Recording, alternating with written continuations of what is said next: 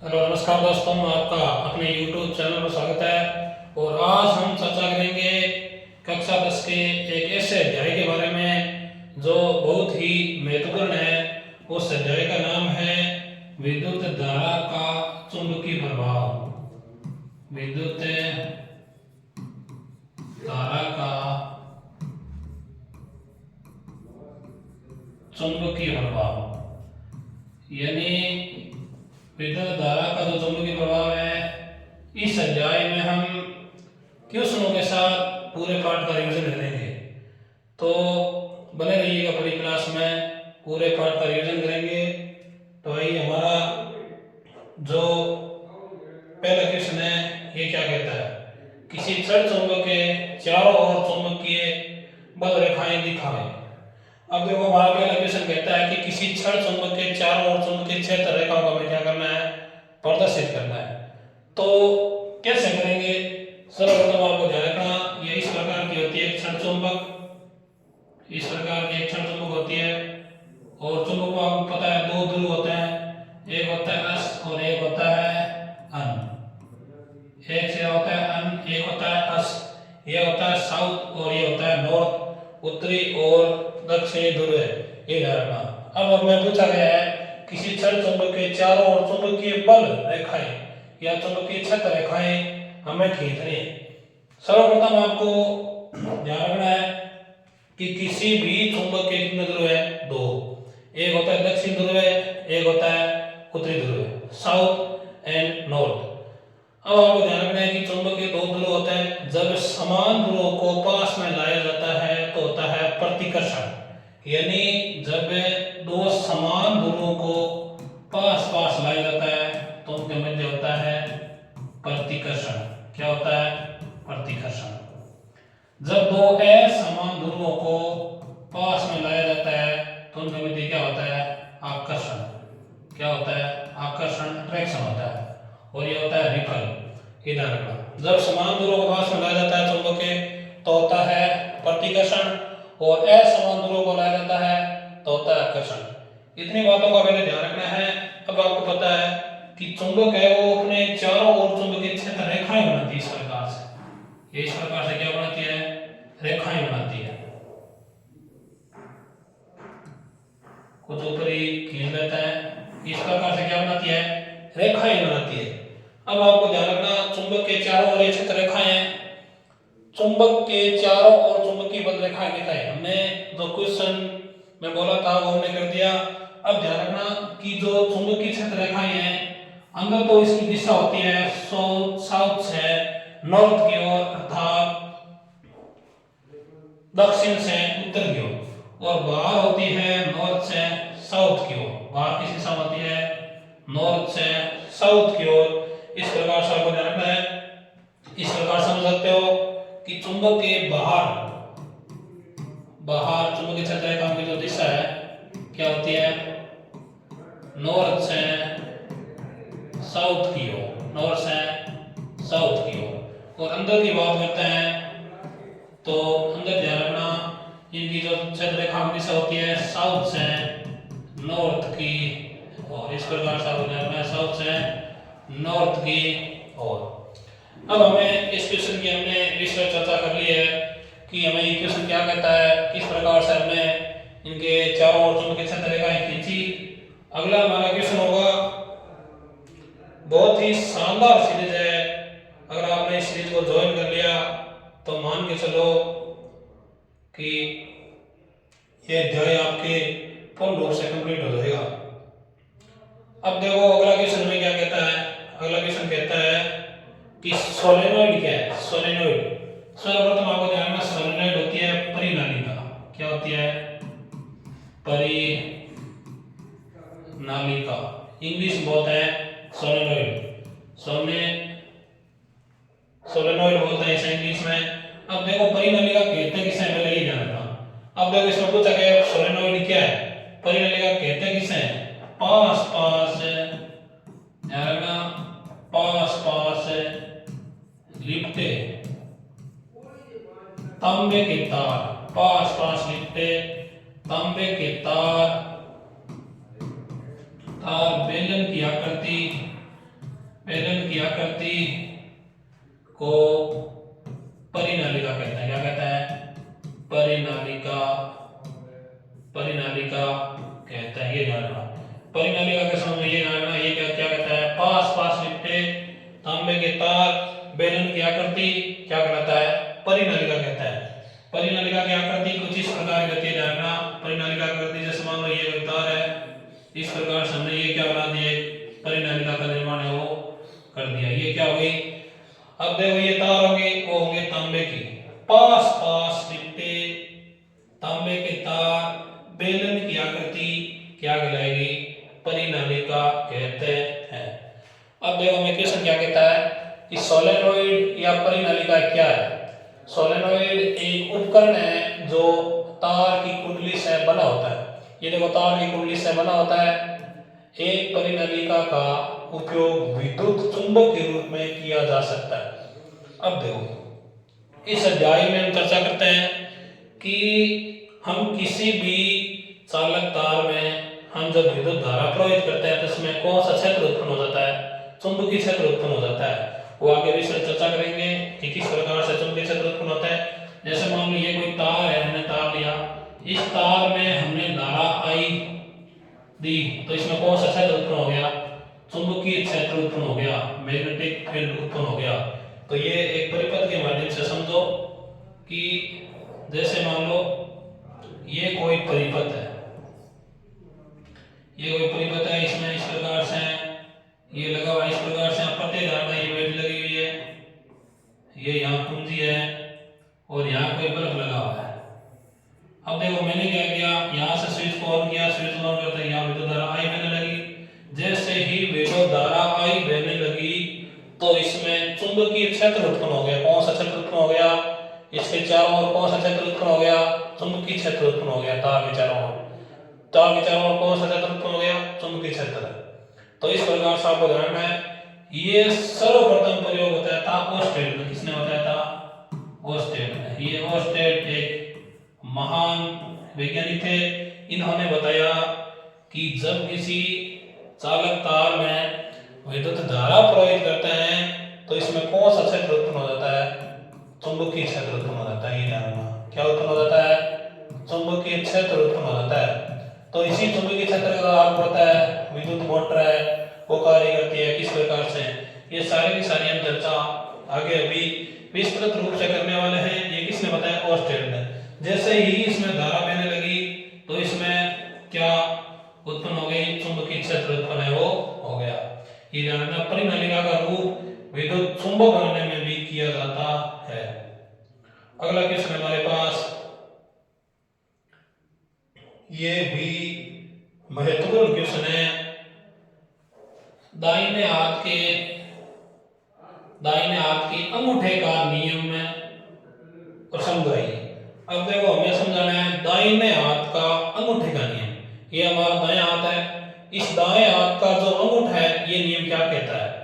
अब देखो जैसे मान लो ये नियम कहता है कि मान लीजिए कि आपने अपने दाहिने हाथ में एक सीधा करंट प्रवाहित कंडक्टर पकड़ रखा है। अब मान रखा है कि ये कोई चालक तार है, इसमें विद्युत धारा का प्रवाह हो रहा है। अब मैंने इस प्रकार को इस तार को पकड़ा तो ये कहना चाहता है कि ये दाहिने हाथ का अंगूठा नियम क्या कहना चाहता है? राइट हैंड बोल सकते हैं, थंब रूल भी बोल सकते हैं। तो अब देखो ये अंगूठा है, ये विद्युत धारा को प्रदर्शित करेगा और ये इसके चारों ओर जो अंगुलियां हैं ये किसको प्रदर्शित करेगी? चुंबकीय क्षेत्र रेखाओं को। इसका मतलब धारा की दिशा इस प्रकार से होगी तो चुंबकीय क्षेत्र रेखाओं की दिशा इस प्रकार से है वो हो जाएगी। ये जानना, ये क्या कहता है? पकड़ रखा है और आपका अंगूठा करंट की दिशा हो जाता है। ये अंगूठा क्या हो जाता है? ये अंगूठा करंट की दिशा हो जाता है, अर्थात करंट ऊपर की ओर जा रहा है होता है। अब अपनी उंगली को कंडक्टर के चारों ओर लपेट लीजिए। हमें क्या करना है? अपनी अंगुलियों को क्या करना है? कंडक्टर के चारों ओर क्या करना है? लपेट लेना है। और ये हमें क्या बताता है?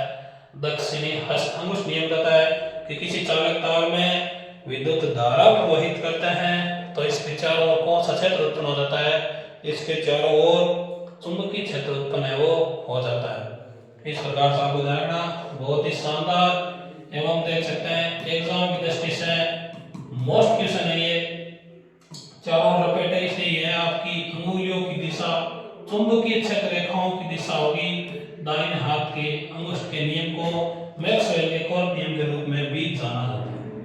अब देखो मैक्सवेल का कोर्क नियम भी यही कहता है, सेम टू सेम यही है कि मैक्सवेल का कोर्क नियम क्या कहता है कि जैसे मान लो हमने क्या किया कि किसी भी स्क्रू को हमने यहाँ कसना स्टार्ट कर दिया और ये स्क्रू का जो आगे वाली नोक ये धारा की दिशा को बताती है, आगे वाली नोक जिस प्रकार से आगे जाती है तो ये धारा की दिशा को बताती है और इसके चारों ओर ये जो अंगूठा घूमता है ये किसको बताता है, चुंबकीय क्षेत्र को बताता है।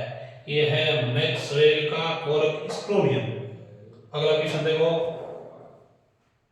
बहुत ही शानदार तरीके से एक्सप्लेन किया जा रहा है तो बने रहिएगा क्लास में।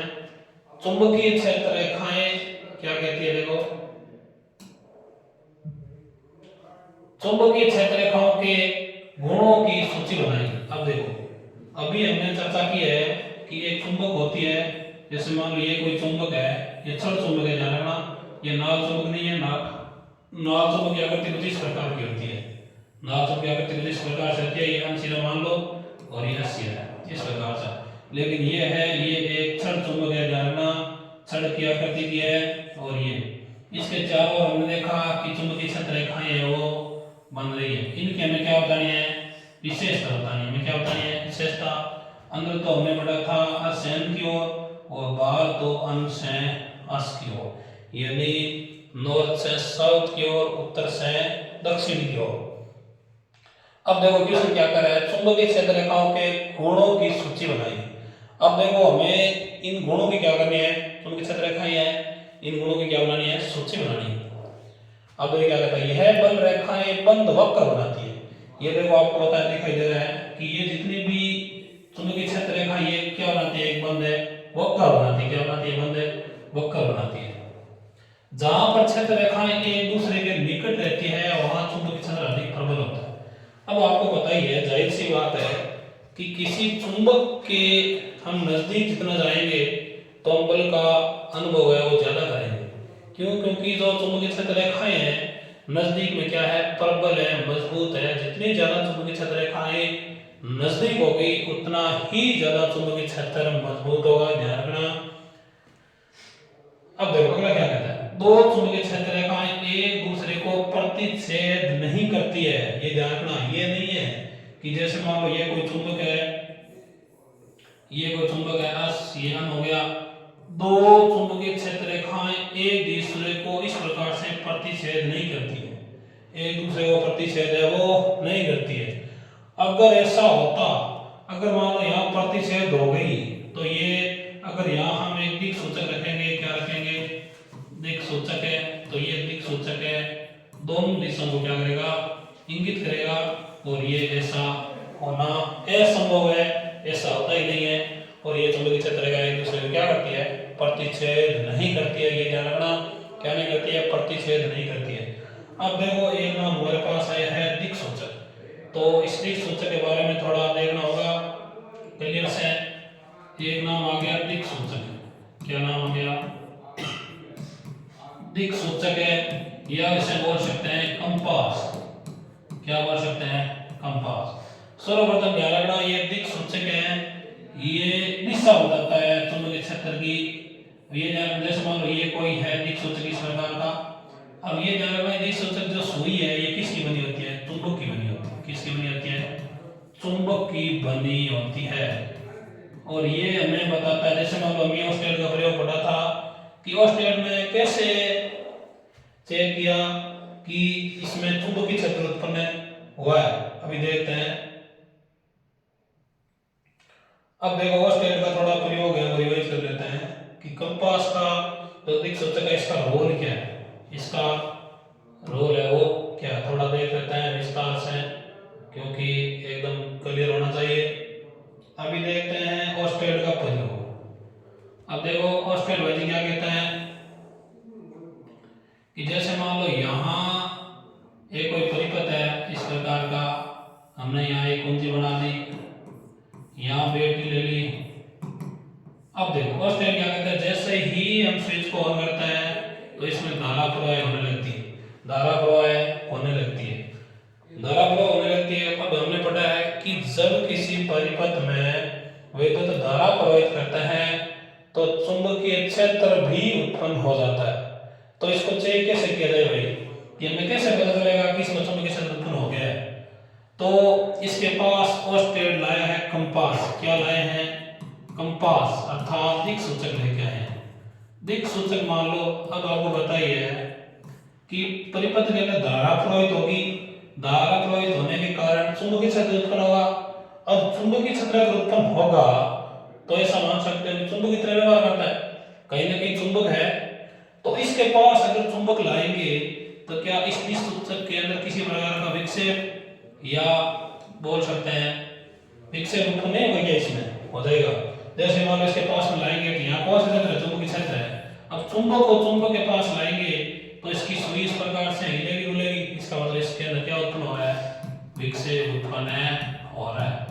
अब आपको पता है कि परिपथ के अंदर जैसे ही धारा को ऑफ करते हैं तो ये विक्षेप उत्पन्न नहीं होता है। इसका मतलब कि जब किसी परिपथ में विद्युत धारा प्रवाहित करते हैं तो इसमें कौन सा क्षेत्र उत्पन्न हो जाता है?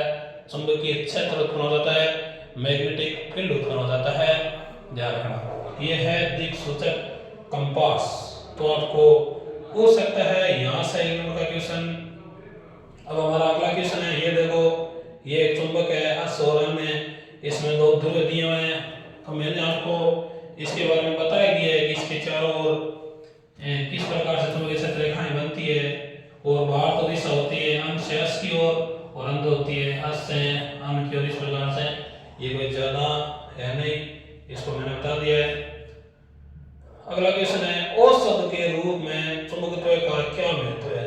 औसत यानी चिकित्सा के क्षेत्र में चुंबक की बात करते हैं तो चुंबक का क्या महत्व है? अब आपको पता है कि हमें अगर हमारे शरीर में किसी प्रकार की दिक्कत हो जाती है या कोई बीमारी हो जाती है तो हम डॉक्टर के पास जाते हैं और डॉक्टर हमें सलाह देता है कि मान लो कहीं चोट लगी तो डॉक्टर क्या करता है? या तो कहता है एमआरआई करो या सीटी स्कैन करो। अब आपने एमआरआई का नाम तो सुना ही होगा, मैग्नेटिक रेजोनेंस। ये होता है चुंबकीय अनुनाद प्रतिबिंब बोल सकते हैं। ये जो एमआरआई है इसको चुंबकीय अनुनाद प्रतिबिंब, अर्थात ये क्या करता है? हमारे बॉडी में चुंबकीय क्षेत्र के द्वारा हमारे शरीर के जो इंटरनल पार्ट है, इंटरनल बॉडी के जो पार्ट है, इनमें क्या करता है? प्रतिबिंब लेता है, अर्थात फोटो लेता है और हमें बताता है कि ये यहाँ कोई दिक्कत है। अब देखो ये क्या कहता है, हमारे शरीर में तंत्रिका कोशिकाओं के अनुदिश दुर्बल आयन धाराएं चुंबकीय क्षेत्र उत्पन्न करती है। अब देखो हमने पढ़ लिया है कि हमारे शरीर के अंदर भी आपको पता है करंट फ्लो करता है, आवेश है वो प्रवाहित होता है। अब हमने जाहिर सी बात है कि कहीं भी अगर धारा आई बह रही है तो इसमें चुंबकीय क्षेत्र भी उत्पन्न होगा। ध्यान रखना, उसमें कौन सा क्षेत्र उत्पन्न होगा? चुंबकीय क्षेत्र उत्पन्न होगा, ये ध्यान रखना। तो कहीं ना कहीं इसमें रोल है, उत्पन्न करती है। जब हम किसी वस्तु को स्पर्श करते हैं तो तंत्रिकाएं एक विद्युत आवेश को पेशी तक भेजती है। अब जैसे मान लो कि आपको बताइए हमारे शरीर के अंदर बहुत सारी तंत्रिकाएं हैं, यानी गिन नहीं सकते इतनी तंत्रिकाएं हैं। अब देखो जैसे मान लो ये कोई वस्तु है, इसको मैंने टच किया, ये टच है, ये जितनी भी सूचनाएं हैं तंत्रिकाओं के द्वारा, ये आवेश कहाँ जाता है? मस्तिष्क तक है वो जाता है। तो ये आवेश जाता है तो इसके कारण आपको पता है चुंबकीय क्षेत्र उत्पन्न होता है। ये आवेश एक अस्थायी चुंबकीय क्षेत्र उत्पन्न करता है। कौन सा उत्पन्न करता है? अस्थायी चुंबकीय क्षेत्र उत्पन्न करता है। जैसे मान लो मैंने यहाँ टच किया तो आवेश गया, तो इसमें कहीं ना कहीं चुंबकीय क्षेत्र भी उत्पन्न होता है। यह चुंबकीय क्षेत्र हृदय और मस्तिष्क में उत्पन्न हो जाता है। अब ध्यान रखना, सर्वप्रथम हमारे शरीर के ऐसे दो बॉडी ऑर्गन्स है, दो बॉडी पार्ट है इसमें चुंबकीय क्षेत्र उत्पन्न होता है। हृदय एक होता है हृदय और एक है मस्तिष्क। ध्यान रखना, ब्रेन एंड हार्ट, ये जानना ब्रेन एंड हार्ट, ये दो ऐसे हैं जिसमें चुंबकीय क्षेत्र उत्पन्न होता है। और यह क्षेत्र शरीर के विभिन्न भागों के प्रतिबिंब प्राप्त करते हैं। यह तकनीक चुंबकीय अनुनाद प्रतिबिंब कहते हैं। चिकित्सा निदान में इन प्रतिबिंबों का उपयोग किया जाता है। ये देखो चुंबकीय अनुनाद है ना, मैग्नेटिक रेजोनेंस वाला, ये एमआरआई,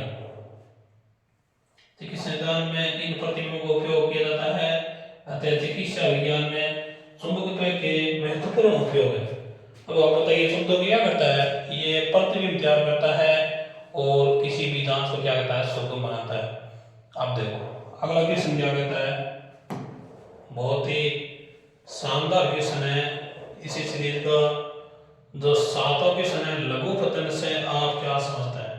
इससे पहले जस्ट हमने प्रथम पार्ट में चर्चा कर ली थी कि लघु पतन यानी इंग्लिश में होता है शॉर्ट सर्किट। क्या होता है, शॉर्ट सर्किट।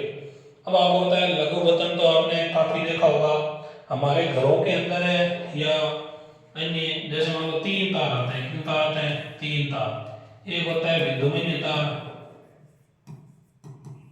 विद्युमन्य तार, और एक होता है उदासीन तार, उदासीन तार।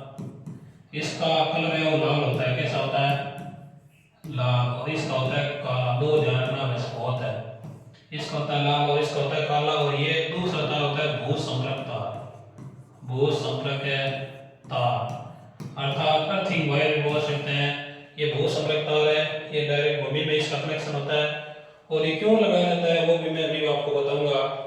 अब आपको पता ही है कि दो तार आते हैं मुख्य रूप से, विद्युमन्य और उदासीन तार। ये तो होते ही है मुख्य, इनमें से करंट आता है। अब विद्युमन्य तार और उदासीन तार, दोनों तार यहां से मान लो यहाँ दोनों आपस में क्या हो गए, टच हो गए, तो क्या होगा, शॉर्ट सर्किट हो जाएगा, लघु पतन हो जाएगा। शॉर्ट सर्किट में क्या होता है कि एकदम से विद्युत धारा का मान क्या हो जाता है, बढ़ जाता है। एकदम से विद्युत धारा का मान क्या हो जाता है, बढ़ जाता है। तो देखो क्या कहता है, किसी कारण से जब जीवित तार और उदासीन तार, जीवित तार किसकी बात कर रहे हैं, विद्युमन्य तार की बात कर रहे हैं, अलग से बोल सकते हैं। उदासीन तार एक दूसरे से सट जाते हैं, सट अर्थात एक दूसरे से टकरा जाते हैं, तो लघु पतन की स्थिति उत्पन्न हो जाती है। इस परिस्थिति में प्रतिरोध शून्य हो जाता है, प्रतिरोध शून्य हो जाता है। ये जानना, प्रतिरोध मैंने पिछले अध्याय में प्रतिरोध बारे में चर्चा कर लिया। और परिपथ में तीव्र धारा बहने लगती है, धारा के उच्च होने के काफी ताप उत्पन्न होता है, उच्च होने से काफी ताप उत्पन्न होता है, जिससे अग्नि की उत्पत्ति होने लगती है तथा परिपथ में आग लगने का भय रहता है। इस कारण से क्या होता है, परिपथ के अंदर भयंकर तरीके से आग लग जाती है जब दोनों तार टकराते हैं। तो जाहिर सी बात है कि जब उदासीन और विद्युमन्य तारों को दोनों आपस में टच करेंगे तो क्या होगा, आग लगेगी, शॉर्ट सर्किट हो जाएगा, लघु पतन हो जाएगा। ये ध्यान रखना। अगला क्वेश्चन है,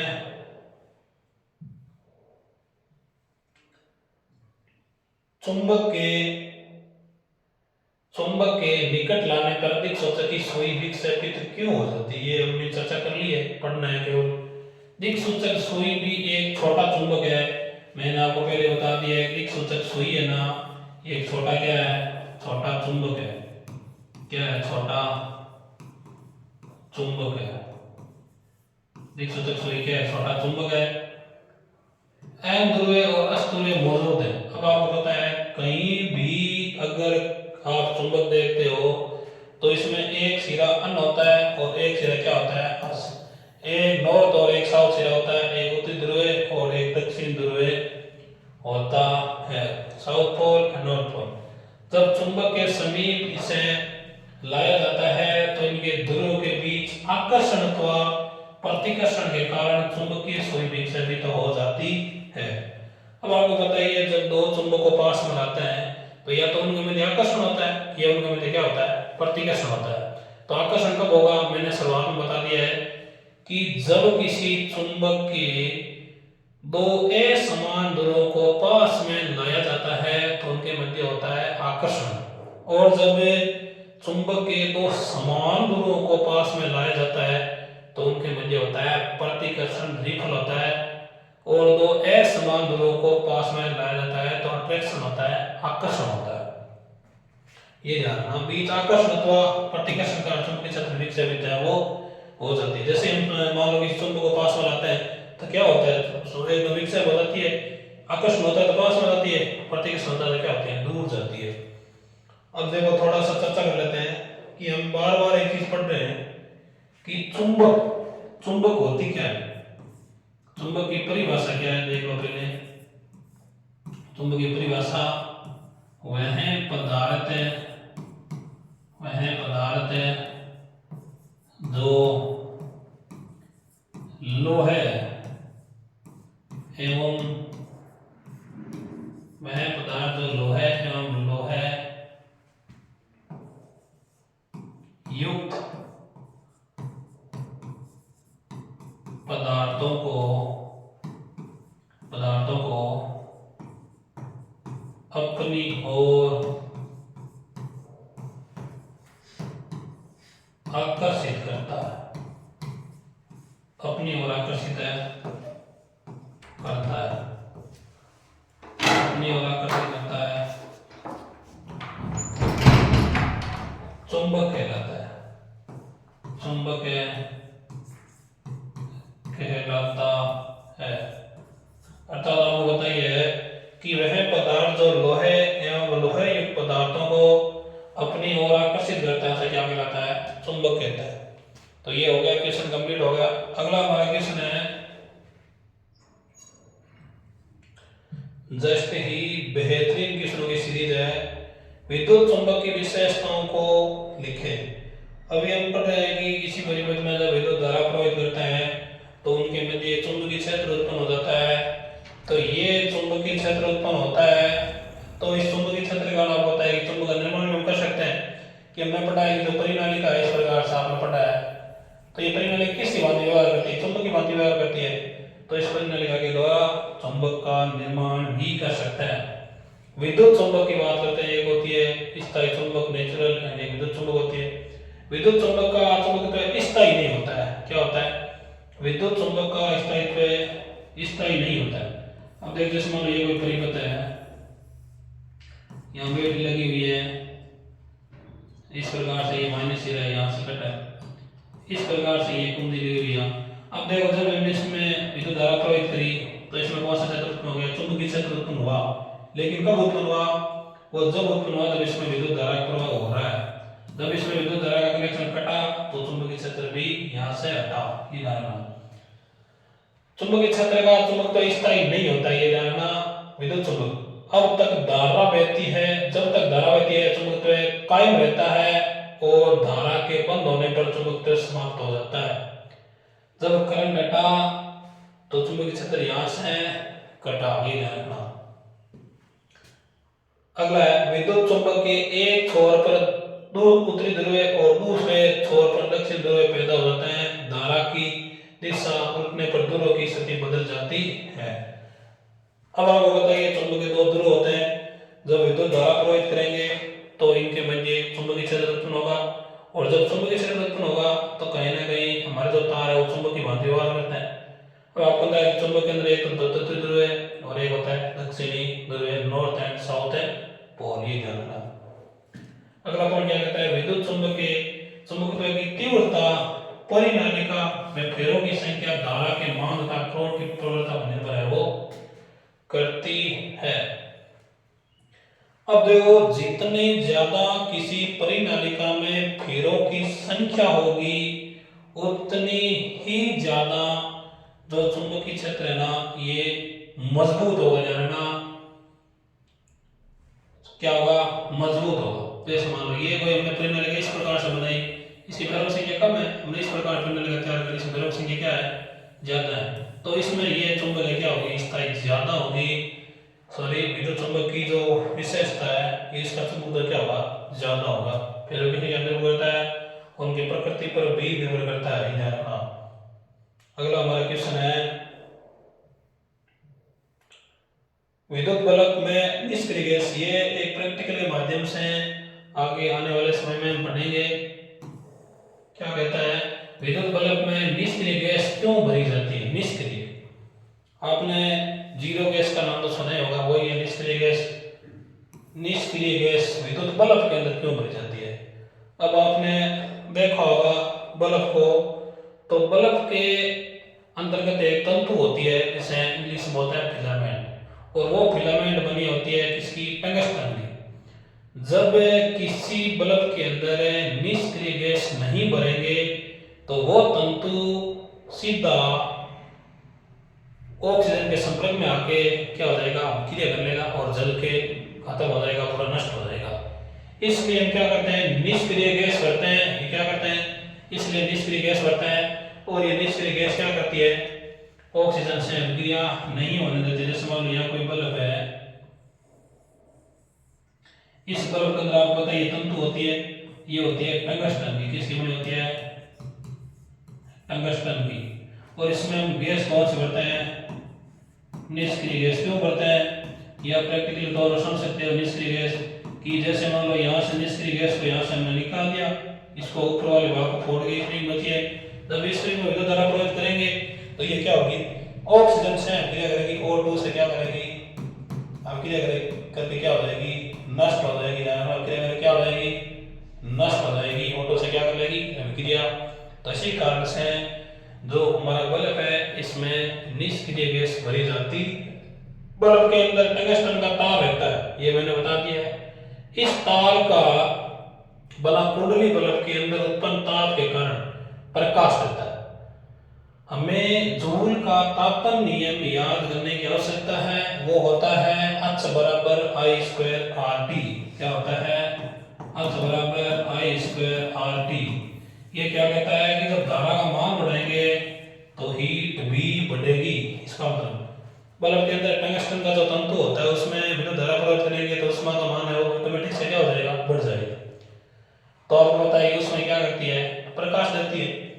ताप के कारण प्रकाश देता है। अगर बल्ब में ऑक्सीजन की उपस्थिति होगी तो कुंडली ऑक्सीकृत होके जल जाएगा। मैंने आपको पहले ही बता दिया है कि अगर इसमें से निष्क्रिय गैस निकाल दी जाए, इसको फोड़ दिया जाए तो ये ऑक्सीजन से अभिक्रिया कर लेगा और ये कुंडली क्या हो जाएगी, जल जाएगी। इसका जल्द ही आपके सामने प्रैक्टिकल आएगा और बल्ब फ्यूज कर जाएगा। यही कारण है कि बल्ब के अंदर निष्क्रिय गैस N2 और ये आर्गन आदि भरी जाती है ताकि बल्ब फ्यूज नहीं हो सके। ये साइंटिफिक रीजन है। ध्यान रखना बल्ब के बारे में बेहतरीन क्वेश्चन यहाँ से आ सकता है। एक नंबर का कि बल्ब के अंदर कौन तंतु किसकी बनी होती है, टंगस्टन की। ये किससे अभिक्रिया कर सकता है, O2 से। इसलिए हम क्या करते हैं, निष्क्रिय गैस भरते हैं और ये आर्गन जैसी इन गैसों को मुख्य रूप से आर्गन भरते हैं बल्ब के अंदर। अगला क्वेश्चन है हमारे पास इसी प्रकार का एक बेहतरीन क्वेश्चन है, चुंबकीय क्षेत्र रेखाएं एक दूसरे को प्रतिच्छेद क्यों नहीं करती है। जस्ट ही हमने अभी चर्चा की थी, ये क्वेश्चन बार बार आ गए। दो चुंबकीय क्षेत्र एक दूसरे को क्या नहीं करती है, प्रतिच्छेद क्यों नहीं करती है, इसका कारण क्या है। अगर चुंबकीय क्षेत्र रेखाएं एक दूसरे को प्रतिच्छेद करती है तो क्षेत्र के किसी बिंदु पर विशेष पर दिक्सूचक को दिशाओं को इंगित करेगा जो असंभव है। यही कारण है कि दो चुंबकीय क्षेत्र रेखाएं एक दूसरे को प्रतिच्छेद नहीं करती है। अब देखो हमने यहाँ से पढ़ा है चुंबकीय क्षेत्र असंबंध है। ये चुंबकीय क्षेत्र रेखाएं ये कभी भी एक दूसरे को प्रतिच्छेद नहीं करेगी। ध्यान रखना इस प्रकार से, ये नहीं ये चुंबकीय क्षेत्र रेखाएं आ गई और यहाँ से निकली, ये नहीं करेगी। अगर यहाँ से प्रतिच्छेद अगर यहाँ कोई दिक्सूचक रखा जाए तो ये दो दिशाओं को बताएगी, एक अन और एक अस, एक अन और एक अस। और ये ऐसा संभव नहीं है, ऐसा संभव है नहीं है, ये स्थिति है संभव। अगला क्वेश्चन में क्या कहता है, देखो विद्युत फ्यूज क्या है। देखो बहुत ही तगड़ा क्वेश्चन आया है। विद्युत फ्यूज क्या है, विद्युत फ्यूज क्या है, यह किस मिश्र धातु का बना होता है। सर्वप्रथम आपको ध्यान रखना विद्युत फ्यूज है ये किसका बना होता है, मिश्र धातु का बना होता है। विद्युत फ्यूज विद्युत परिपथों के लिए फ्यूज तार का उपयोग होता है। यह अतिभारण अथवा लघु पतन के कारण उत्पन्न उच्च विद्युत धारा के बहने पर यह गल जाता है तथा सुरक्षा प्रदान करता है। यह फ्यूज तार तांबे तथा टिन के मिश्र धातु से बना होता है। अब देखो फ्यूज हमारे परिपथ में रक्षा किस प्रकार से करता है। देखो पहले कि किस प्रकार से रक्षा करता है मैं आपको समझाता हूँ। पहले आपको विद्युत फ्यूज के बारे में इतना जानना, किसके बारे में, फ्यूज के बारे में, फ्यूज के बारे में, किसके बारे में जानना, फ्यूज के बारे में। फ्यूज क्या करता है, परिपथ में सुरक्षा प्रदान करता है। परिपथ क्या करता है, सुरक्षा, या परिपथ की क्या करता है, सुरक्षा करता है। परिपथ की क्या करता है, परिपथ की सुरक्षा करता है। 2 नंबर, जब मान लो किसी लघु पतन के कारण लघु पतन के कारण फ्यूज क्या हो जाता है, लघु पतन के कारण फ्यूज गल जाता है। क्या हो जाता है, गल जाता है, फ्यूज गल जाता है। जब फ्यूज गलता है तो क्या हो जाता है, परिपथ और विद्युत धारा क्या हो जाती है, बंद, और परिपथ के उपकरण क्या हो जाता है, परिपथ के जितने भी उपकरण है वो क्या रह जाता है, क्षय हो जाता है, सुरक्षित रह जाता है। और ये ध्यान रखना, फ्यूज है मिश्र धातु का बनता है। किसका, मिश्र धातु का। और ये मिश्र धातु हमने पढ़ी है, तांबा प्लस टिन का मुख्य रूप से बनाया जाता है। किसका बनाया जाता है, तांबा प्लस टिन का मुख्य रूप से बनाया जाता है। इधर आपने देखा होगा कि परिपथ के अंदर दो तार रहते हैं, अब इनके मध्य क्या लगा रहता है, फ्यूज लगा रहता है। उसके बाद परिपथ में विद्युत धारा आगे बहती है। जब यहाँ से मान लो विद्युत धारा का मान ज्यादा हो गया तो ये फ्यूज क्या होता है, टमाटर से गल जाएगा और यहाँ से परिपथ का कनेक्शन कट जाएगा। और जितने भी हमारे परिपथ है, परिपथ के अंदर अवयव है, वो सारे के सारे क्या हो जाएंगे, बच जाएंगे। इस प्रकार से ये ऐसा करता है। अब देखो हमने पढ़ा है कि मिश्र धातु है तांबा तथा टिन, ये मिश्र धातु से बना होता है। ये ध्यान रखना, इंपॉर्टेंट क्वेश्चन है ये। पार्ट मान के चलो आपका पूरा रिवाइज हो गया। अगला हमारा सेकंड लास्ट क्वेश्चन है, विद्युत फ्यूज क्या है, यह किस मिश्र धातु का बना था। सेम क्वेश्चन आ गया। तो इसका मतलब लास्ट ही क्वेश्चन है हमारा आज की सीरीज का लास्ट क्वेश्चन।